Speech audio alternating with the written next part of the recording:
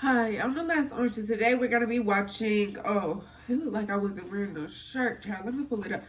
Okay, so the original video. No, I didn't even say the video.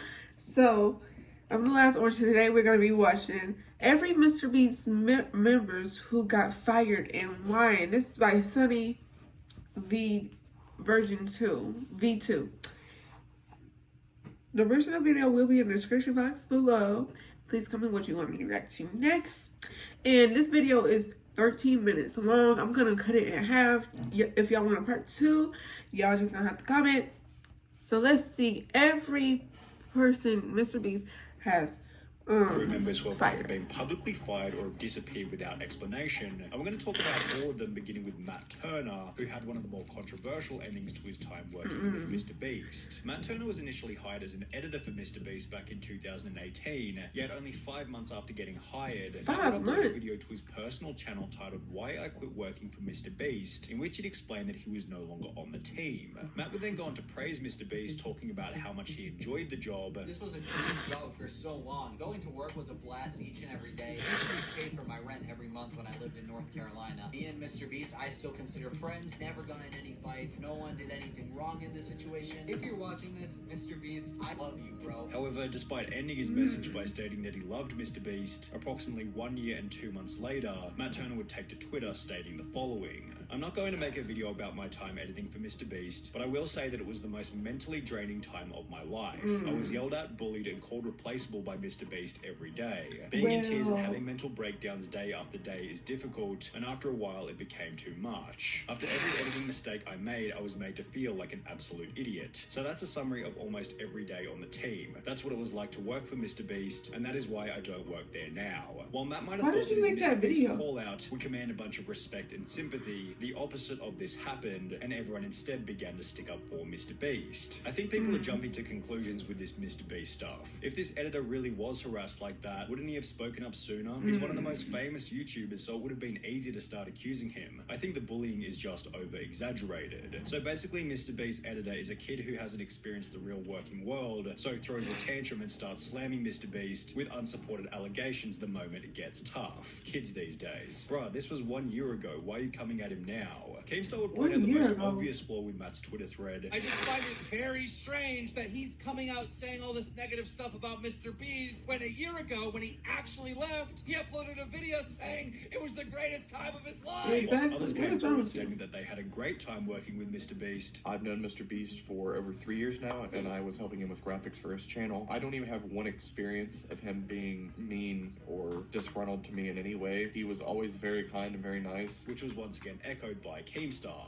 I talked to one of his employees, and he seemed like he loved working for him, and MrBeast seemed like a really cool, genuine guy. Things became even worse for Matt after MrBeast had a phone call with Keemstar. And what MrBeast told me is basically like, when they fired him or whatever, they gave him $10,000 and they got him a job at Sword. And shortly thereafter, Matt deleted the tweets and was even brave enough to claim that his Twitter had been hacked. Despite basically being laughed off the internet, Matt Turner continues to upload van life videos, one of which including a pretty weak apology to MrBeast. If anyone was offended by me saying that that wasn't the best experience, well then I do apologize. With the whole ordeal being summarized by YouTuber prison mate Luke. What did you gain from it, really? A little bit of clout from the beginning. You destroyed any chance of you having an actual YouTube career, and all of those views went away immediately. And now you're just forever tainted with the fact that you're just the guy that lied about MrBeast. However, Matt Turner wasn't the only person to try and expose MrBeast before having it backfire terribly. Back in 2018, FlyDoesYT uploaded a video titled My Experience Editing for MrBeast, Worst Week of My Life, in which it foolishly accused MrBeast of faking the content before going on to make the bizarre point that MrBeast didn't even appear in the videos. When you make a YouTube video for your channel, you should,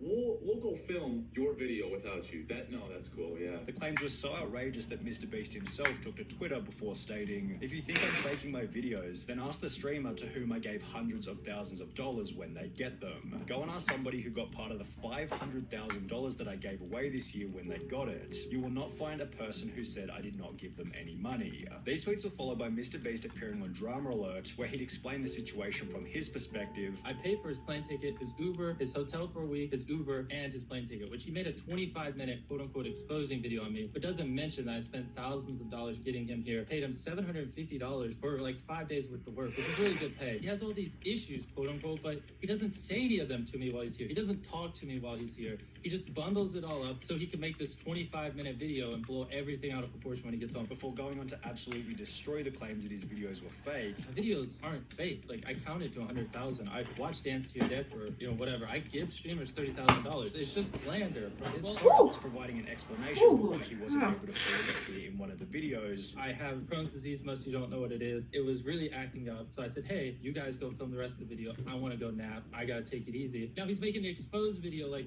oh, MrBeast doesn't film his own videos. Like, what are you going on about, man? You're trying to pin the fact that I have an illness on me. And, like, I'm not public about this type of stuff. Which once again prompted a former employee to come out stating, as someone who is friends with both MrBeast and Fly, it is my unbiased opinion that Fly is in the wrong. Unlike Matt Turner, Fly has since had a relatively successful career, having built a channel with over 300,000 subscribers, yet he hasn't been nearly as successful as Jake the Viking, who's been able to show that a peaceful ending with MrBeast is always the most beneficial path. Jake appeared on the MrBeast channel for the first time back in June 2018, and Jimmy required a strong character to include within the videos. Can you dip this in the water tank for me? It's really heavy, but you're like a big boy. At this point in time, the content was often quite physical, and therefore having Jake as a member of the team worked out perfectly. However, by early 2020, the content became less focused on physical challenges, and as a result, Jake began to appear in fewer and fewer videos. He'd be seen one last time in $60,000 Extreme Hide and Seek Challenge, which was followed by a comment to Jake's TikTok 2 months later asking, "Are you still working with MrBeast?" To which he'd respond, "Lol, nah, they fired me." 9 days later, Jake would clarify this comment by uploading a now incredibly viral video titled "Why I Left MrBeast," in which he'd explain why he had been let go. And it came down to my piece no longer fit the puzzle.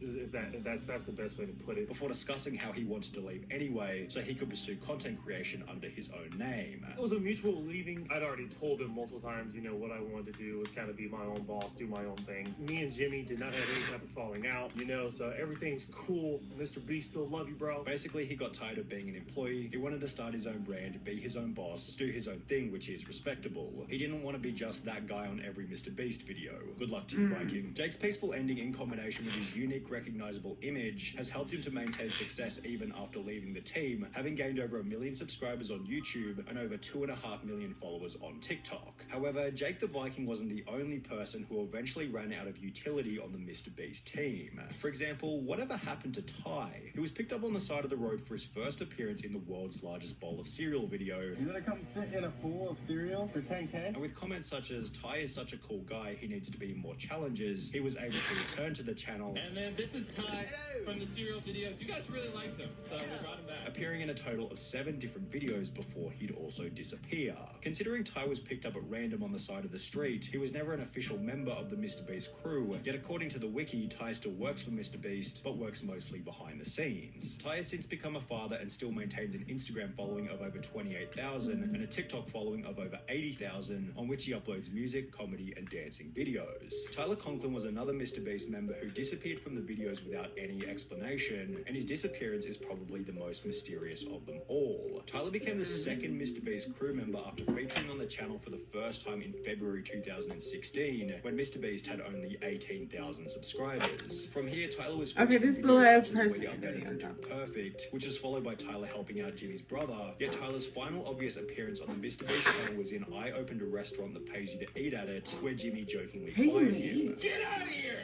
He suggested we charge money for the food. Get out of here! Go! I don't ever want to hear you guys talk about charging again. While this was obviously just a meme for the video, it actually would become Tyler's final official appearance on the MrBeast channel. Honest question, after you suggested making people pay for the food in the restaurant video and Jimmy kicked you out, you were never in another video again. Did he fire you from being in more videos? Tyler did make a small cameo in Last to Leave the Circle Wins $500,000, as well as the Squid Game video where he apparently featured as one of the guards, and when you combine this information with his Instagram, on which he's often still seen with the crew, it's clear that Tyler hasn't been fired, but is rather working from behind the scenes. Garrett eventually met a similar fate. He was first introduced to the channel back in May 2018. Maybe you don't want to be in the after camera the no team cut more. his car in half. Okay, From so that this point is on- it for MrBeast firing people. That's by Sunny.